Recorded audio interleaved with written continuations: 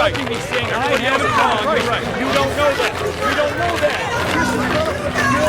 Good question.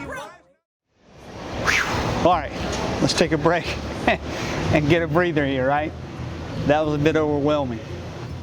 But that's what fear feels like inside. You have all these voices coming into you at once. Oh, what if I can't answer this question? What if I can't answer that question? What if people curse at me? What if they dislike me? What are they going to think about me? All these different things flooding into your mind all at once. What I want you to do is just take a moment and slow down. All right, you've got to be able to tackle this beast of fear. I have to tackle it every single day when I share my faith, or every single time I get ready to go out and share my faith. There are 3 types of fear that you're going to have to grapple and wrestle to the ground almost every single time you get ready to share your faith. Number 1, you're going to be dealing with, what are they going to think about me? What are my friends going to think about me? Am I going to get kicked off the HOA? Are the neighbors going to start looking at me like I'm crazy or weird? So you're going to have to overcome that fear of what other people think about me. See, it says, the fear of the Lord is the beginning of wisdom. We should fear God rather than fear man.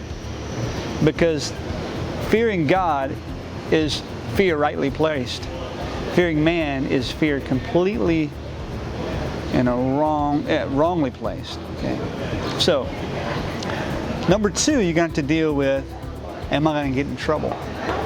Am I really going to get in trouble for sharing my faith? Are they going to call the police on me? Or am I going to lose my job? Am I going to lose my position? Or, you're going to have to really understand that you're not going to get in trouble for sharing your faith and being reasonable in the way you communicate your faith. A story of me and sharing my faith. I was in Wake Forest one time, sharing my faith on a sidewalk. And all of a sudden, the police officer came up and said I couldn't be there sharing my faith. And I had to give them a 24-hour notice if I was ever going to come out and be on their sidewalks passing out gospel tracts or sharing my faith again. Now I knew, because by God's grace I've been sharing my faith enough over the years, I knew that was a complete lie. But I wasn't going to tempt the officers or challenge the officers' position or power at that time. So the next day we had a meeting in the same location, and it was a completely different story. He was more relaxed. I found out the real story behind the story. The event coordinators called the police because they didn't want us there sharing the gospel during their event. Well, we came to an agreement and everything was fine, and we've been preaching there now for over 5 years. So God's great grace was upon that situation. But if I would have been scared and said to myself, oh, I'm not going to push this, I'm just going to pack my stuff up and go home, I'd never overcome that fear. So you got fear whether you're going to be in trouble. You got fear of whether they're going to dislike you or like you. But then you had the fear of reputation. What are they going to think about me? Really, what are they going to?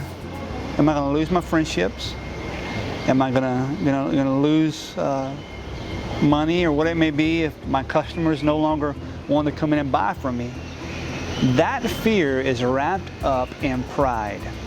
Now here's what I mean by that. You may say, well pride is something that's boastful and arrogant. Pride is not something that's scared or nervous. Yes, it can be.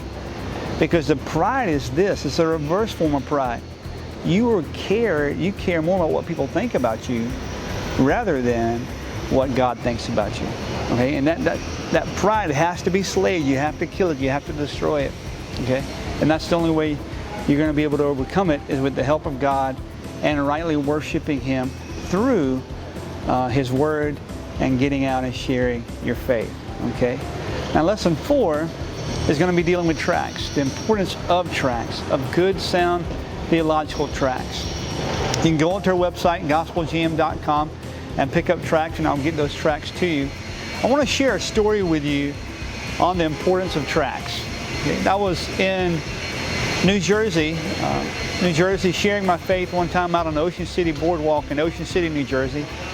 And as I was preaching, I handed out a few tracts. Well, somebody decided to throw the tract down on the ground. Okay? Now, as I began wrapping up my day, just packed my bag and then headed home. 2 days later, I get home and somebody gives me a phone call. Well, I didn't know it, but somebody took one of the tracts that I handed them, they threw it down on the ground, and the next thing I know, someone picks it up and gives me a call. So someone threw it down on the ground, the next guy comes by and picks it up, and then he reads it and gets convicted of his sin, goes into our website, and gives me a call. He said, Tommy, is this Gospel of God Ministries? I said, yes, it is. He said, my name is Jeremy. I want to ask, can you help me understand what I must do to follow Jesus Christ? And so I was able to share the gospel with him again. I was able to talk about who God was, who he was, how he needed the gospel of Jesus Christ, and how he needed to be regenerated. So you never know when God's going to use the gospel tract. You're never going to know. You're never going to really, and that's the beauty about doing what we're doing outside here. You never know what's going to go on, like this guy right behind us with that little blower. So, but let me tell you the beauty behind what sharing the gospel and sharing gospel tracts really does. It puts you in a place where you have to trust God. Where even though you're looking foolish to the world, you have to really begin to trust God and who he is. That's the beauty of the gospel and the beauty of handing out tracts. So we hope you take this video. We hope your care group leader or your leader takes this video and you take the content and you really dive in deep and really start asking yourself the questions of how do I overcome this fear in my life, and then get out there, start sharing your faith, and start handing out tracts. We'll see you in video 3 next week. See you guys.